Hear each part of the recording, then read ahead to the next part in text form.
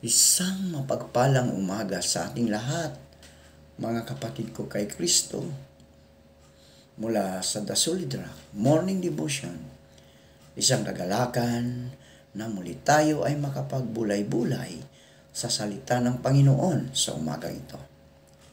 Mga ilang minutong pagbubulay-bulay ng mga salita ng Panginoon upang papurihan at sambahin ang ating Panginoong Hesukristo. Ang ating pong pagbubulay-bulayan sa magandang umaga ng Sabado ay matatagpuan sa mga bilang 21, talatang 4 hanggang 9. Ito po ang sinasabi. Mula sa bundok ng Hor, naglakbay ang mga Israelita na dumaan sa daan na papunta sa dagat na pula para makaikot sila sa lupain ng Edom. Pero nagsawa ang mga tao sa kanilang paglalakbay. Kaya nagreklamo sila sa Diyos at kay Moises. Bagaman ang kaugnayan na inihahandog ng Diyos ay personal, ang kaligtasang plano ng Diyos ay para sa sangkatauhan, para sa lahat. Tayo po ay manalangin. Ama naming Diyos na mapagmahal, naririto ang iyong mga anak. Pinupuri ka namin, sinasamba, dahil ikaw ang Diyos na siyang nagliligtas sa amin mula sa kapahamakan. Maraming salamat, Panginoon, sa magandang umaga na iyong ibinigay sa amin. Maraming salamat. Muli mo kaming ginising. Binigyan mo kami ng buhay at lakas. Kaya sa bawat gising namin, Panginoon, ay ito po ay isang pagpapala na bigay ninyo, Panginoon, para sa amin. Salamat din, Panginoon, sa buhay at kalakasan na patuloy mong ipinagkaloob sa bawat isa. Panginoong Diyos, sa umagang ito, itinataas namin ang aming mga kapatid na nangangailangan ng kagalingan dahil sa mga karamdaman. Abutin niyo po sila, O Diyos. Hipuin mo po ang bawat parte ng kanilang mga katawan upang manumbalik ang kanilang mga lakas na nawala dahil sa mga karamdaman, Panginoon. At ito'y iyong pagagalingin. Ipinataas dahil namin, Panginoon, ang aming mga kababayan na naroon sa mga bilangguan, sa mga piitan. Maaari silang napagbintangan lang, Panginoon. Lord, ingatan mo po sila. Layo mo sila sa anumang kapahamakan doon sa loob, Panginoon. Gayon din po, Panginoon, patuloy naming itinataas sa inyo ang aming mga guro, mga teachers. Ito man ay pribado o nasa publiko, Panginoon. Ingatan mo po ang bawat isa sa kanila, Panginoon. Ikaw ang maghari sa kanilang mga puso upang hindi sila matukso sa anumang mga pagsubok sa pagtuturo, Panginoon. Bagkus ikaw, O Diyos, ang naging sentro ng kanilang buhay upang makita ng mga estudyante na ikaw ang siyang kanilang sentro, Panginoon, ng kanilang pagtuturo. Panginoong Diyos, wala kaming magagawa kung wala ka sa aming mga buhay. Kaya Lord, patuloy naming itinataas ang iyong pangalan. Yang iyong pangalan na si Jesucristo na aming Diyos at tagapagligtas. Panginoong Diyos, patuloy kong itinataas sa inyo ang aming mga kababayan ngayon na naghahanap buhay sa lansangan. Ito po yung mga drivers ng Grab, taxi, jeepney. Sila po ingatan mo at ilayo mo sa pakapahamakan.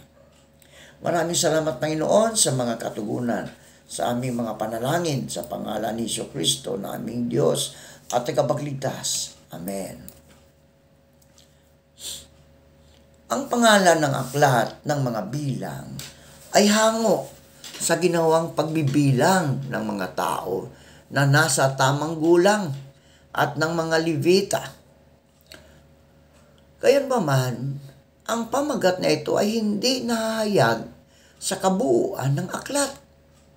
Ang higit na malapit na kahulugan ng nilalaman ng aklat na ito sa original na pagkasulat sa Hebreo ay sa ilang, no? In the wilderness, ika nga, sa English. Sa kadilanan, ang sinasaysay nito ay ang mga karanasan ng mga Hebreo sa ilang, no? Karanasan nila sa ilang. Doon sa bundok Sinai, sa ilog Jordan at iba pa. Habang sila'y naglalakbay patungo sa lupang pangako. Maliwanag na isinasaad sa aklat na ito na ang Diyos ang makapangyarihang nagliligtas at nagkakaloob ng pagpapala upang magtagumpay at manatiling matatag ang bayang kanyang hinirang.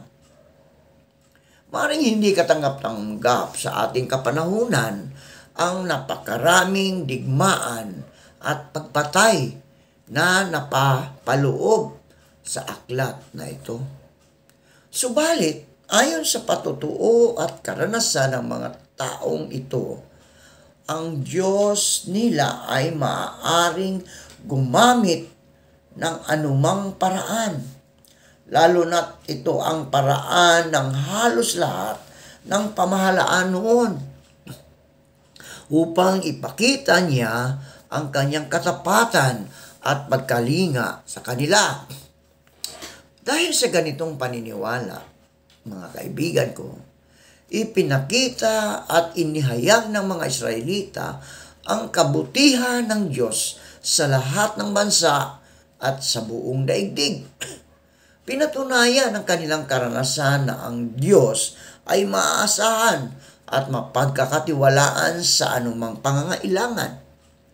Ang pinakamainam na pagtingin at pangunawa sa aklat ng mga awit at salmo ay ituring nilang itong ituring nila itong tala-awitan o imnaryo ng mga Hudyo sa kanilang mga pananambahan. Ito'y binubuo ng maraming awit na nagsasaad ng iba't ibang kalagayan, pangangailangan at pananaw sa buhay at pananampalataya. May mga awit ng masasayang pagdiriwang at pasasalamat. Mga awit ng pakikibaka sa mga kalaban. Mga awit na nagsasaad ng matinding pangangailangan at suliranin. Awit ng pagsisisi at iba pa. Ang mga Hudyo, kanilang pagbabalik mula sa pagkakatapon ay kilala bilang isang bayang sumasamba, hindi bansang malaya. Ang pagsamba kay Yahweh ay siyang sentro ng kanilang buhay. Pagsamba sa iisang Diyos na si Yahweh ang kinikilala nilang matatag na kapangyarihang nagpapanatili sa kanila bilang isang sambahayan. Marahil, mga kaibigan, kung hindi dahil sa pagbibigay diin sa gawain ng pagsamba, ay matagal nang nawasak o nawala ang kanilang relihiyon pagkatapos ng napakaraming dagok o pagsubok na dumating sa kanila. Dahil dito, ang aklat ng mga awit ay isang mahalagang aklat sa kanila. Ito ang aklat na nagpaalaala sa kanila sa pamagitan ng pagsamba na sa panahon ng matinding pangangailangan ay nanatiling matapat at maaasahan si Yahweh. Dahil na pinili ng Diyos na ipahayag ang kanyang sarili sa atin, nagkaroon tayo ng kaalaman sa kanyang katangian at layunin sa ating buhay.